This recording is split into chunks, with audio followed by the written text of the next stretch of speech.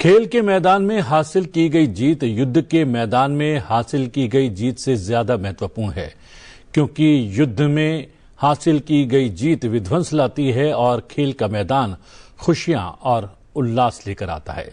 सुप्रभात, मैं हूं प्रतिबिंब शर्मा आपके साथ। सबसे पहले नजर मुख्य गतिविधियों पर। न्यूजीलैंड को हराकर लगातार दूसरी बार T20 वर्ल्ड चैंपियन बना भारत। न्यूजीलैंड को 96 रनों से हराकर T20 वर्ल्ड कप की ट्रॉफी तीसरी बार अपने नाम की। घरेलू सरजमी पर T20 वर्ल्ड कप जीतने वाला पहला देश बना भारत। राष्ट्रपति, प्रधानमंत्री सहित सभी ने टीम इंडिया को दी जीत की बधाई।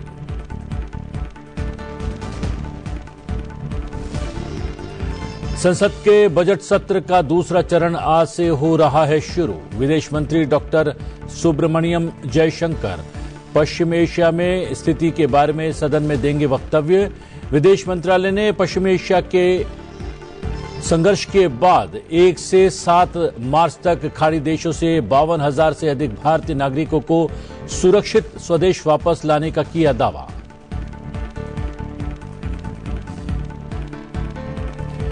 प्रधानमंत्री आज बजट पर वेबिनार को करेंगे संबोधित। वेबिनार में भारत की शिक्षा, कौशल और एवीजीसी क्रिएटर अर्थव्यवस्था को मजबूत करने के लिए केंद्रीय बजट 2026-27 की पहलों पर होगा विचार विमर्श। उपराष्ट्रपति सीपी राधाकृष्णन ने त्रिपुरा विश्वविद्यालय के 14वें दीक्षांत समारोह को किया संबोधित। युवाओं को उद्देश्य के साथ प्रगति, नशे से दूर रहने और जिम्मेदारी से प्रौद्योगिकी के उपयोग का किया आह्वान। अंतर्राष्ट्रीय महिला दिवस पर हपानिया में महिला स्वयं सहायता समूह से भी किया संवाद। जमीनी स्तर पर विकास और महिला सशक्तिकरण में योगदान की करी सराहना। लोकसभा अध्यक्ष ओम बिरला ने अंतर्राष्ट्रीय महिला दिवस के अवसर पर दिल्ली में महिलाओं की बाइक रैली को हरी झंडी दिखाकर किया रवाना। लोकसभा अध्यक्ष ने राष्ट्र निर्माण में महिलाओं की महत्वपूर्ण भूमिका पर दिया बल। स्वतंत्रता आंदोलन से लेकर आधुनिक भारत के पुनर्निर्माण तक महिलाओं द्वारा दिए गए योगदान को बताया बेमिसाल।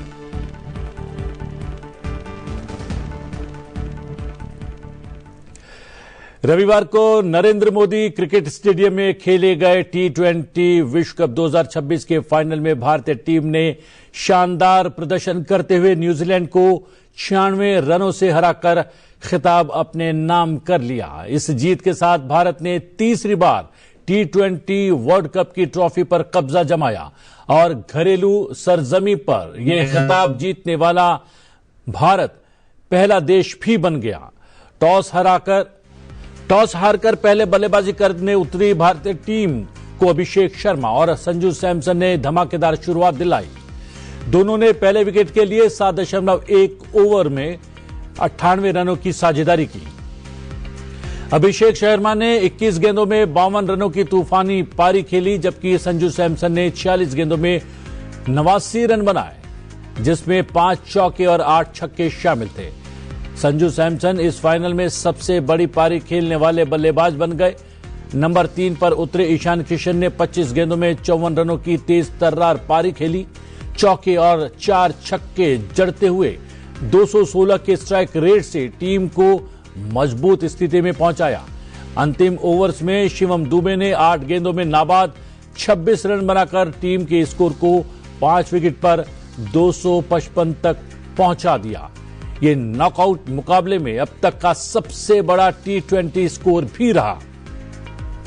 256 रनों के लक्ष्य का पीछा करने उतरी न्यूजीलैंड की टीम शुरुआत में ही बिखर गई। उसकी शुरुआत बेहद खराब रही। सेमीफाइनल में शतक लगाने वाले फिन एलन सिर्फ 9 रन बनाकर अक्षर पटेल का शिकार बने। इसके बाद सचिन रविंद्र केवल 1 रन बनाकर पेविलियन लौट गए। ग्लेन फिलिप्स 5 रन बनाकर आउट हुए, जबकि मार्क चैपमैन को 3 रन पर हार्दिक पांड्या ने पेविलियन भेज दिया। डेरिल मिचेल ने भी सिर्फ 17 रन बनाए और टीम पूरी तरह से ध्वस्त हो गई। इस शानदार जीत के साथ भारत ने T20 वर्ल्ड कप की ट्रॉफी तीसरी बार अपने नाम कर ली। इससे पहले भारतीय टीम ने 2007 और 2024 में खिताब जीता था। साथ ही टीम इंडिया लगातार दूसरी बार T20 वर्ल्ड कप जीतने वाली दुनिया की पहली टीम भी बन गई है और साथ ही होस्ट कंट्री होने के साथ साथ T20 विश्व कप जीतने वाली पहली टीम भी बन गई है।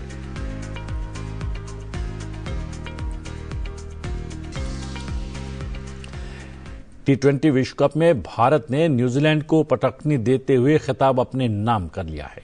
रोचक मुकाबले में भारत को मिली जीत के बाद पूरे देश में जश्न का माहौल है। राष्ट्रपति द्रौपदी मुर्मू, उपराष्ट्रपति सीपी राधाकृष्णन, प्रधानमंत्री नरेंद्र मोदी, लोकसभा अध्यक्ष ओम बिरला ने टीम इंडिया को बधाई दी है।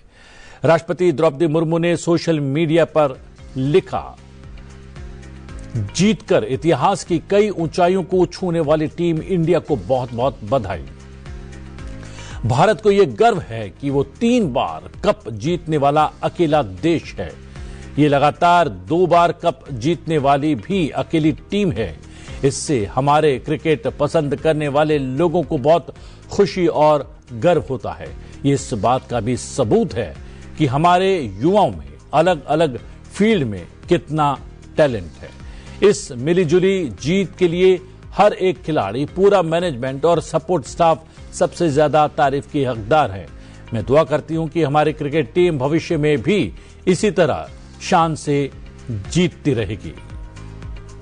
उपराष्ट्रपति सीपी राधाकृष्णन ने भी जीत पर बधाई देते हुए लिखा, ICC men's T20 world cup एक बार फिर जीतने और खिताब अपने पास बनाए रखने के लिए टीम इंडिया को हार्दिक बधाई।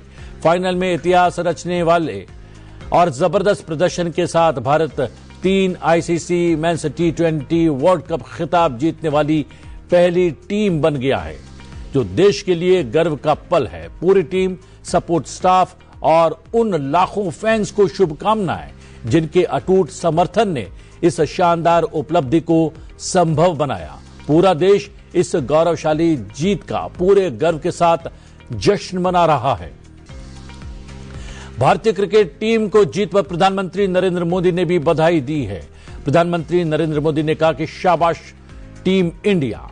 पीएम मोदी ने कहा कि आईसीसी पुरुष T20 विश्व कप जीतने पर भारतीय टीम को हार्दिक बधाई। उन्होंने कहा कि शानदार जीत असाधारण कौशल, दृढ़ संकल्प और टीम वर्क का प्रतीक है। उन्होंने पूरे टूर्नामेंट में उत्कृष्ट साहस का प्रदर्शन किया।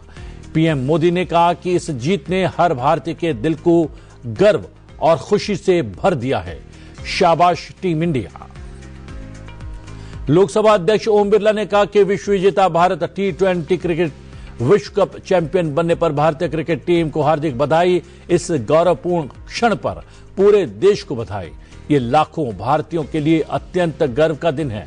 लगातार दूसरी बार T20 क्रिकेट विश्व कप जीतकर भारतीय टीम ने इतिहास रच दिया है।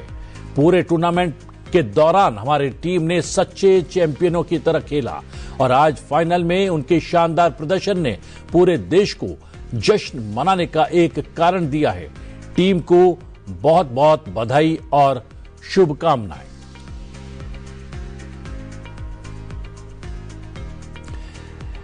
आईसीसी T20 वर्ल्ड कप 2026 पूरा हो गया है। 8 मार्च की रात को अहमदाबाद के नरेंद्र मोदी स्टेडियम में भारतीय टीम ने न्यूजीलैंड को 96 रन से हराकर तीसरी बार T20 वर्ल्ड कप का खिताब अपने नाम कर लिया।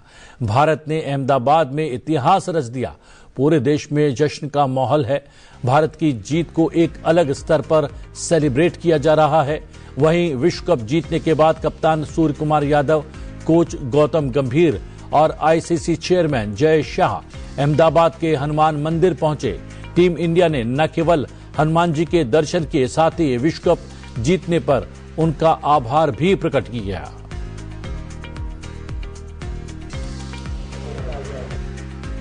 मैच से पहले गौतम गंभीर और कप्तान क्या नाम सूर्य कुमार ने एक और हार्दिक पांड्या 3 जना आए थे। हनुमान जी से आशीर्वाद लिए और हम सब लोग भी आशीर्वाद दिया। बात नहीं, इस बार भारत जीतना चाहिए। तो फिर जैसा भी आए थे उन्होंने भी दर्शन किया और उन्होंने एक बात कही कि महाराज जी इस बार अगर भारत जीतेगा तो मैं जो है ट्रॉफी लेकर हनुमान जी के पास जरूर आऊंगा। तो भारत जीत गया। और देखो अभी जो है ट्रॉफी जो हनुमान जी के पास आई, हनुमान जी के पास ट्रॉफी रखी गई, उन सबको स्वागत किया गया, माला पहनाया गया, चद्दर से शॉल से जो उनको स्वागत किया गया। तो हम सबका खुशी है कि जो है भारत जीत गया।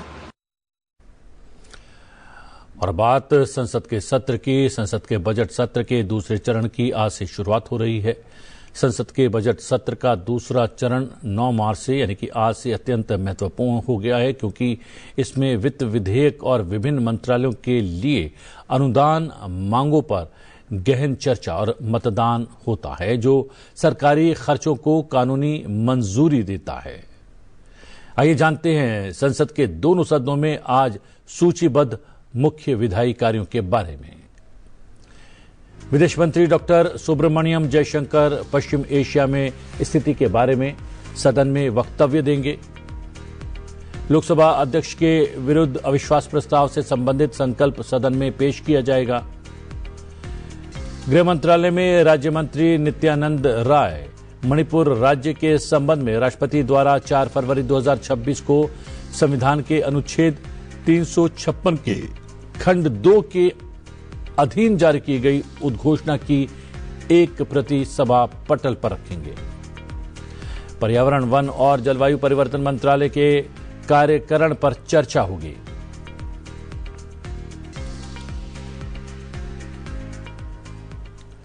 प्रधानमंत्री नरेंद्र मोदी आज सुबह 10:15 पर वीडियो कॉन्फ्रेंस के माध्यम से सबका साथ सबका विकास, जनता की आकांक्षाओं की पूर्ति विषय पर आयोजित बजट उपरांत वेबिनार को संबोधित करेंगे।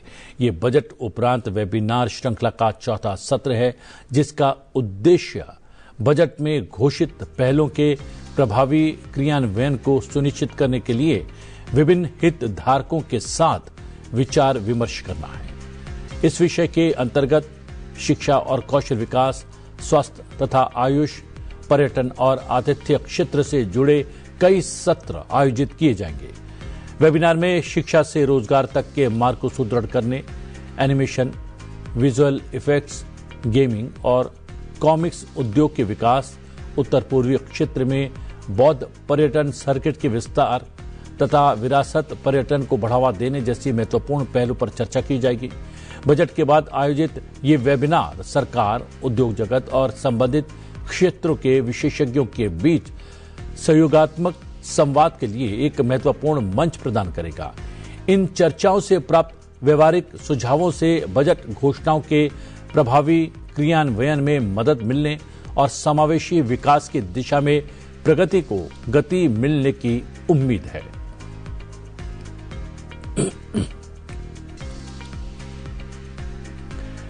प्रधानमंत्री नरेंद्र मोदी ने रविवार को राष्ट्रीय राजधानी दिल्ली में 33,500 करोड़ रुपए की विकास परियोजनाओं का शिलान्यास और लोकार्पण किया। इस अवसर पर उन्होंने कहा कि दिल्ली सिर्फ भारत की राजधानी नहीं है, ये भारत की पहचान और ऊर्जा का प्रतीक है। दिल्ली का विकास सिर्फ एक शहर का विकास नहीं होता, ये पूरे देश की छवि से जुड़ा होता है। प्रधानमंत्री नरेंद्र मोदी के दूरदर्शी नेतृत्व में मेट्रो रेल ने आधुनिक भारत की रफ्तार को नई दिशा दी है। आज देश में 1140 किलोमीटर से अधिक मेट्रो नेटवर्क ऑपरेशनल और लगभग 900 किलोमीटर नेटवर्क निर्माणाधीन है। इस बदलाव का सबसे प्रभावशाली केंद्र रही है भारत की राजधानी दिल्ली। आधुनिक बुनियादी ढांचे की नई पहचान, भारत मंडपम एवं यशोभूमि जैसे भव्य सम्मेलन केंद्र, बेहतर कनेक्टिविटी के लिए Delhi Meerut RRTS, Dwarka expressway, Delhi Meerut expressway, urban extension road 2 और ई-बसें दिल्ली के विकास को नई दिशा दे रही हैं। दिल्ली को हमें विकास का ऐसा मॉडल बनाना है जहां सभी को महसूस हो कि हाँ, ये विकसित होते भारत की राजधानी है। तेजी से संवरती दिल्ली की इसी श्रृंखला में अहम भागीदार रही है दिल्ली मेट्रो। दिल्ली NCR में आज 500 किलोमीटर से अधिक मेट्रो और RRTS नेटवर्क ऑपरेशनल है और 147 किलोमीटर से अधिक निर्माणाधीन है। मेट्रो के विकास की इस यात्रा में आज एक और महत्वपूर्ण अध्याय जुड़ गया है। दिल्ली मेट्रो के फेज 4 की पिंक लाइन पर लगभग 3,300 करोड़ की लागत से निर्मित 8 नए स्टेशनों वाले 12.3 किलोमीटर लंबे मजलिस पार्क से मौजपुर बाबरपुर कॉरिडोर और मेजेंटा लाइन के विस्तारित दीपाली चौक से मजलिस पार्क तक के 3,000 करोड़ रुपए की लागत से बने नए कॉरिडोर का उद्घाटन आज प्रधानमंत्री श्री नरेंद्र मोदी जी के कर कमलों द्वारा किया गया है।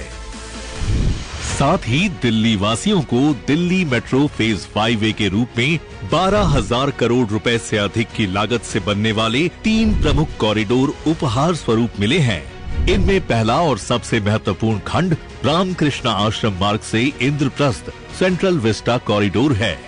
दूसरा खंड है एरो सिटी से IGD एयरपोर्ट टर्मिनल 1, जिसके अंतर्गत एक भूमिगत स्टेशन का निर्माण किया जाएगा, और तीसरा है तुगलकाबाद से कालिंदी कुंज। इन कॉरिडोर्स का शिलान्यास आज प्रधानमंत्री श्री नरेंद्र मोदी जी के कर कमलों द्वारा किया गया है। जहां एक ओर आधुनिक कनेक्टिविटी के माध्यम से दिल्ली की रफ्तार बढ़ रही है, वहीं दूसरी ओर उसी दूरदर्शी सोच के साथ सरकारी कर्मचारियों के लिए पुरानी सरकारी आवासीय कॉलोनियों का कायाकल्प करते हुए उनके लिए आधुनिक और सुविधाजनक आवासीय परिसरों का निर्माण भी किया जा रहा है। 2016 में माननीय प्रधानमंत्री श्री नरेंद्र मोदी ने केंद्र सरकार के कर्मचारियों के लिए 7 GPRA कॉलोनियों में 21,000 नए घरों के पुनर्विकास को मंजूरी दी थी, जिसमें 2,722 क्वार्टर बनकर तैयार हैं।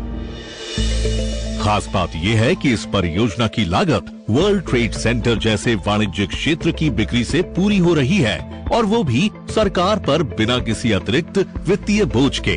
GPRA कॉलोनियां आमतौर पर सरकारी दफ्तरों के निकट होती हैं, जिससे कर्मचारियों का आवागमन आसान होता है तथा उनका कार्य जीवन संतुलन बेहतर बनता है। इन कॉलोनियों के जरिए सरकारी कर्मचारियों के लिए आधुनिक बहुमंजिला परिसर के साथ अधिक आवासों की उपलब्धता, विश्व स्तरीय आवासीय वातावरण और बेहतर डिजाइन के कारण हरित आवरण में वृद्धि सुनिश्चित की जा रही है। इन कॉलोनियों में solar energy, smart water meter, zero discharge system, waste management और EV चार्जिंग जैसी आधुनिक सुविधाएं हैं। यहाँ हर इमारत गृह रेटेड यानी ऊर्जा दक्ष और पर्यावरण अनुकूल है। School, multi level parking, market, अस्पताल, CGHS डिस्पेंसरी और कम्युनिटी सेंटर से निकटता इस परियोजना को केंद्र सरकार के कर्मचारियों के लिए सम्मानजनक आवास और आधुनिक शहरी सुविधाएं उपलब्ध कराने की सरकार की दृढ़ प्रतिबद्धता को दर्शाती है। इस ऐतिहासिक अवसर पर आज माननीय प्रधानमंत्री श्री नरेंद्र मोदी द्वारा केंद्रीय सरकार के कर्मचारियों के लिए GPRA के 2,722 फ्लैट्स और नेताजी नगर के GPOA को राष्ट्र को समर्पित किया गया है।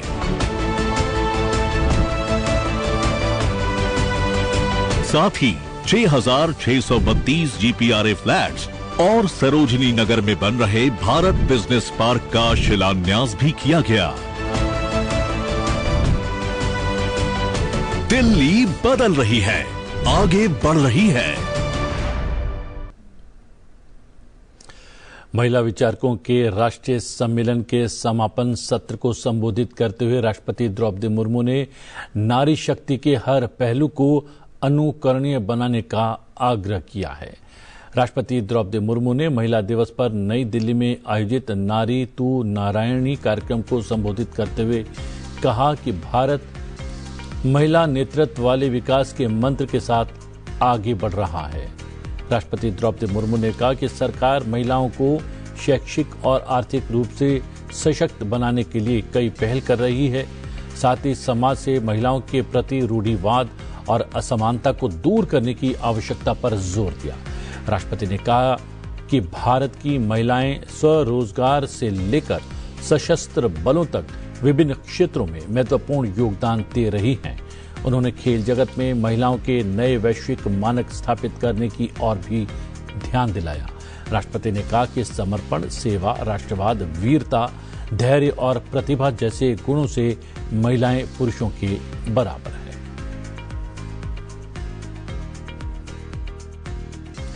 सेवा, समर्पण, राष्ट्रीयता, वीरता, धैर्य और प्रतिभा के आयामों पर नारी शक्ति पुरुषों के समकक्ष है अथवा श्रेष्ठतर है।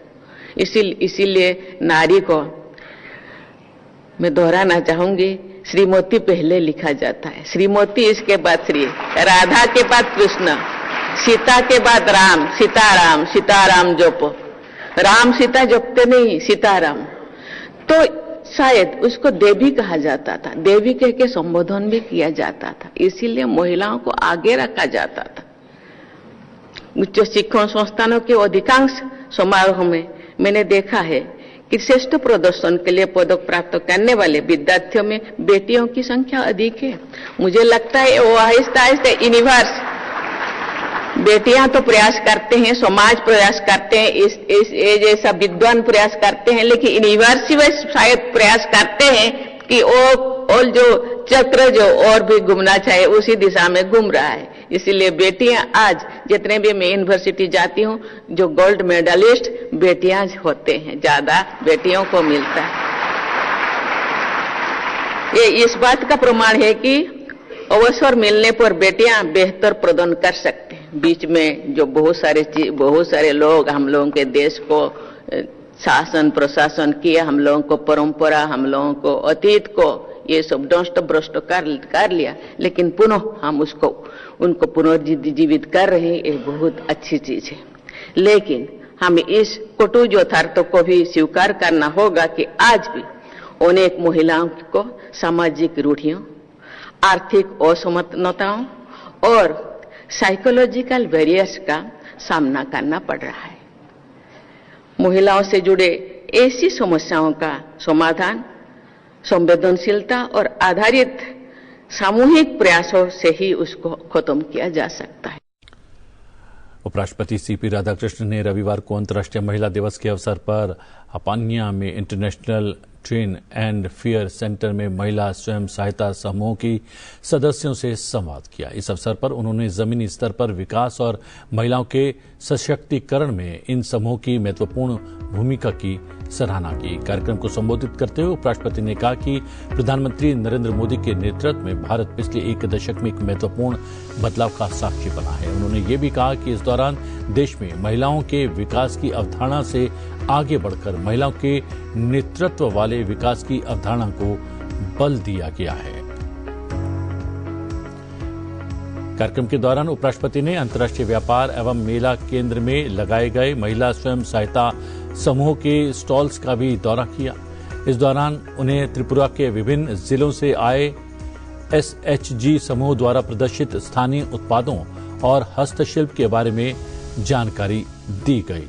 उपराष्ट्रपति ने इन उत्पादों की गुणवत्ता और विविधता की सराहना करते हुए कहा कि ऐसे प्रयास स्थानीय अर्थव्यवस्था को मजबूत करने के साथ साथ महिलाओं को आत्मनिर्भर बनाने में अहम भूमिका निभा रहे हैं। उपराष्ट्रपति ने रविवार को अगरतला में त्रिपुरा विश्वविद्यालय के 14वें दीक्षांत समारोह को संबोधित किया और युवा स्नातकों से उद्देश्य के साथ प्रगति करने, नशे से दूर रहने और समाज और राष्ट्र के लाभ के लिए जिम्मेदारी से प्रौद्योगिकी का उपयोग करने का आह्वान किया। समारोह को संबोधित करते हुए उपराष्ट्रपति ने कहा कि आज से युवा एक ऐतिहासिक क्षण में खड़े हैं जब भारत 2047 के विकसित भारत के विजन को साकार कर रहा है। पूर्वोत्तर में रेल, सड़क, हवाई कनेक्टिविटी में सुधारों का उल्लेख करते हुए उपराष्ट्रपति ने कहा कि ये प्रयास एक भारत श्रेष्ठ भारत की भावना के अनुरूप क्षेत्र को देश के शेष हिस्सों से जोड़ते हैं। छात्रों को राष्ट्र की सेवा के लिए समर्पित भाव रखने और भारत की विविधता में एकता बनाए रखने पर जोर देते हुए उन्होंने कहा कि हर नागरिक राष्ट्र का संरक्षक है और सामूहिक प्रयास से देश नई उपलब्धियों की ओर आगे बढ़ेगा।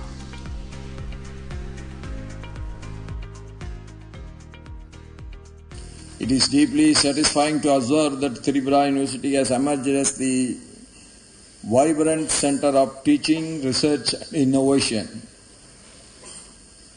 That is very important. Not only education should get stopped, it should continue with research and the researches should end with innovations. The steady growth in high-quality research publications, the increasing number of funded projects, the culture of intellectual property creation has to be appreciated. The participation in national research platforms signal the arrival of the university on the national academic landscape. I am told that the faculty members from these institutions occupy a place among globally recognized researchers. That is another great step that has to be appreciated and that has to be encouraged and that has to be continued. Today, thanks to our visionary leadership of our Honorable PM, that there is better connectivity and infrastructure. There were days we can't reach on the same day. Today we can reach on the same day. That is the infrastructure development of our country that makes our economy circulating at faster pace. It is our responsibility to elevate to us and elevate the nation together. This sense of togetherness gives us power. When we rise above the divisions and differences, nothing can stop us from achieving greatness as one nation and as one people. When each one of you as a youth force move forward with purpose, no one can stop Bharat march towards greatness.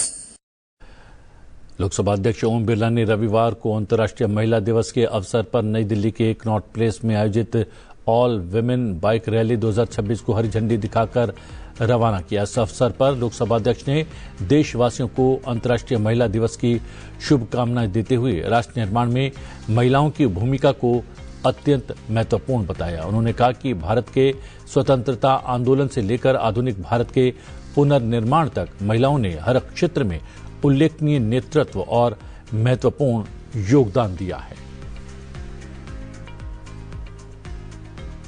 Bharat के अंदर महिलाओं की विरासत भी शौर्य वीरता और देश के अलग अलग क्षेत्रों के अंदर नेतृत्व के लिए रही है।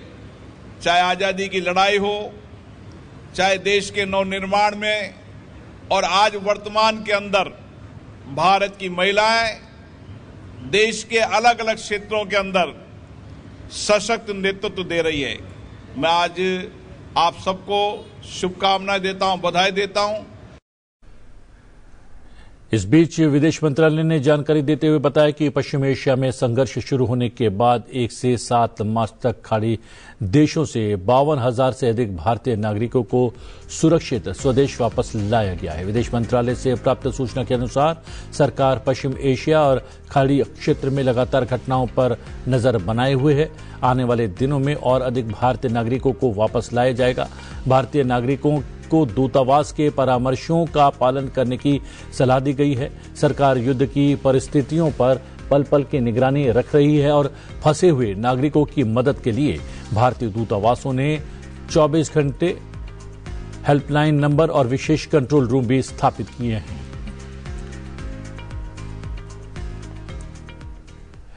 बिहार के मुख्यमंत्री नीतीश कुमार के राज्यसभा जाने के फैसले से शुरू हुई बिहार की सियासी हलचल में एक कड़ी और जुड़ गई है, जब रविवार को नीतीश कुमार के बेटे निशांत कुमार ने जनता दल यूनाइटेड की सदस्यता ग्रहण कर ली। उन्होंने पटना स्थित पार्टी के ऑफिस में सदस्यता ग्रहण की। इस अवसर पर पार्टी कार्यकर्ताओं ने उनका जबरदस्त स्वागत किया।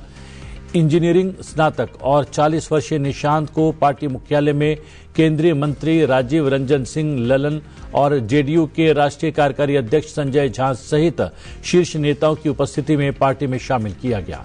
इस अवसर पर निशांत कुमार ने कहा कि हम सब मेरे पिता नीतीश कुमार के मार्गदर्शन में काम करेंगे।